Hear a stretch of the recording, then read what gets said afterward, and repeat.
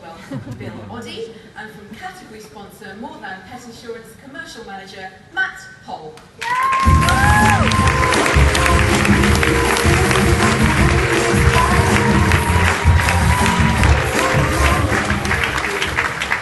Thank you very much. First of all, I would like to congratulate the Daily Mirror on not being the Daily Mail.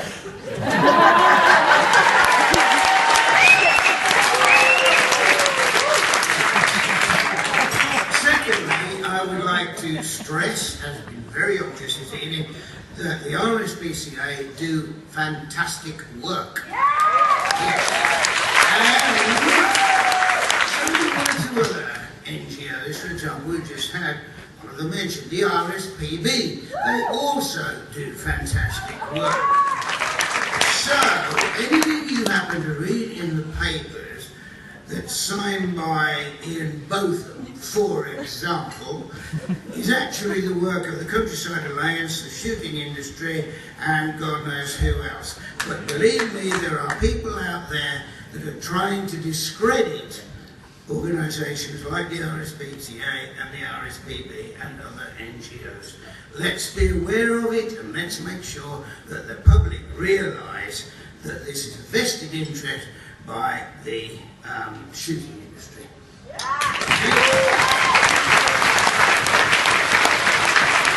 That was a bit serious, wasn't it? Okay, let's get on to the pleasurable bit, never forget that. I do remember a few years ago, quite considerable years ago, going to a friend of mine from the RSPB, as a matter of fact, saying, would you come and meet this couple and their family who have an extraordinary sort of embryo wildlife hospital going. And I remember going to this place, and it was a little tiny semi-detached at the end of an estate, as it were, tiny little garden. And you went through the garden, and you thought, wait a minute, this is weird. There's lots of cages and so on, enclosures and so on and so forth. And then I went into the back room, and it really was a matter of, don't sit there, there's a mudjack. Don't sit on the mudjack, and pull up a sheep, go on, and be careful of the hedgehogs and stuff like that. And the place was actually teeming with wildlife inside this tiny little house. And one of the what do we call them, finalists in this next category reminded me very, very much of that situation, because that little house, that little semi-detached house, grew into what is now known the world over as probably the greatest animal hospital of them all, St. Tiggywinkles. I'm sure many of you have heard of them. This is a very similar story. So the winner is... Am I right, Amanda? No. No? I was like, yeah, I love the story. And You were falling asleep, weren't you? No, don't speak. We're now to they could possibly be, and then Oh, I see. then you can tell me.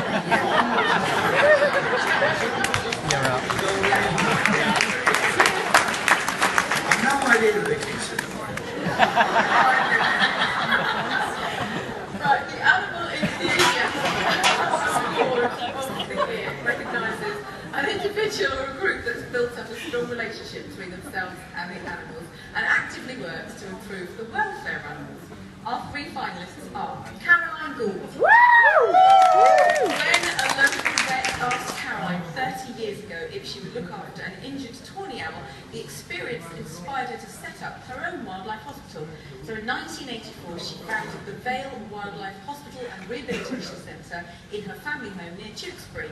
And today, the hospital employs 12 people and treats about 4,500 injured animals every year. Liz Haslam. This passionate animal lover is dedicated to saving, and she is, to saving the lives of bull terriers used as bait dogs in the barbaric and illegal world of dog fighting. Liz herself has 9 bull terriers living with her, and in 2011 she launched her own charity, Beds for Bullies. She's devoted to their rehabilitation as they make the transition from bait dog to family pet. And finally, Amy Pirrie. When horse lover Amy rescued a neglected pony from squalid conditions and nursing back to health, she had no idea how her life was about to change.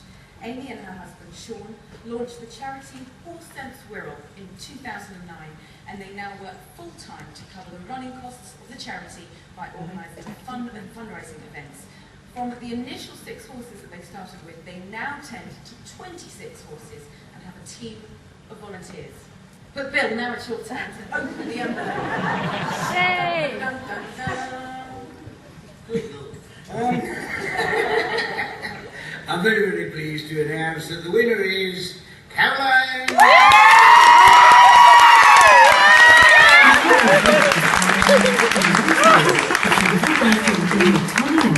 The experience inspired her to set up her own wildlife hospital. Caroline resolved to do more to help sick, injured and orphaned wildlife, and in 1984 founded Vale Wildlife Hospital and Rehabilitation Centre in her family home. 30 years ago, June 6, 1984 to be exact, we took in the first patient, our tawny owl. All the way 30 years later, up to 4,500 animals a year. We take students from abroad now, we take them from Europe, we've had students from Canada, from New Zealand, and they come from all over the world to get work experience and learn how to look after wildlife. After 8 years, Caroline and her family decided to sell their house and buy a mobile home to live in, freeing up money to buy land, aviaries and other enclosures and equipment for their animal patients. Well, Caroline set up the hospital back in 1984 and worked 10 years without a break, so no holidays, 7 days a week. And after that she did get some help, volunteers and staff, etc. But even now she's on call 7 days a week, 365 days a year, 3 or 4 hours a day. So answering questions and helping members of staff, public and even other carers on whether it's email or the phone, she's always there to help. Back in the early days, fundraising was as hard then as it is now, although now we have to raise a lot more. We sold a lot of the contents of our house on car boot sales. We would sell anything we could to raise the money to keep going. These days, it costs us about £25,000 a month to run the hospital, and we have to raise all that ourselves. Today, the Wildlife Hospital employs 12 people and treats about 4,500 casualties a year. Of these casualties, 99% have sustained injuries from humans. Caroline is regularly up throughout the night to tend to baby animals who need food or fluids every half hour, and also runs an 8 AM to 8 PM helpline for anybody needing advice about sick, injured or orphaned British wildlife.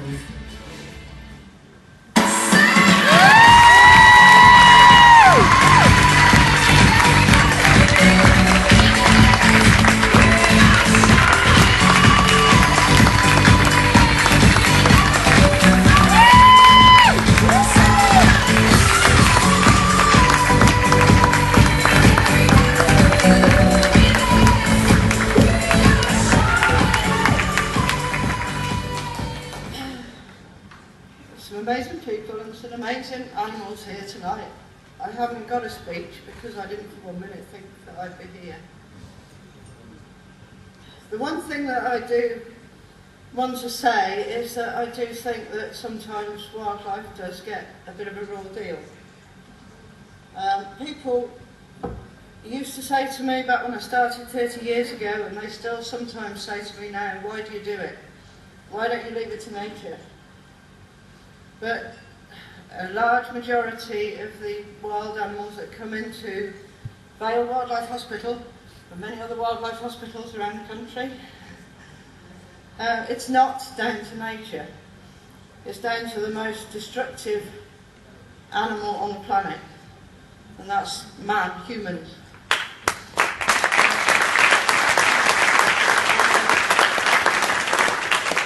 What really inspired me to start this, besides Les Stocker, reading Les Stocker's book, was the fact that I do feel that because we cause most of this damage, whether it's intentional or not, most of it is accidental when it comes to wildlife, but I do really think that everybody has got a duty to try and do their bit for our wildlife, whether it's magnificent animals like badgers and the fantastic work that people like Brian do for badgers, whether it's down to pigeons, blackbirds, whatever it is. Chris Packard's not here tonight, is he?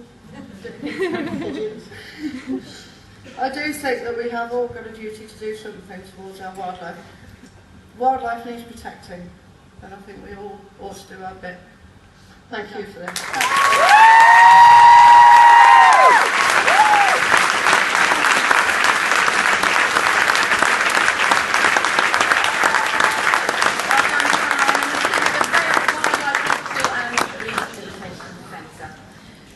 Our next award is Celebrity Supporter of the Year.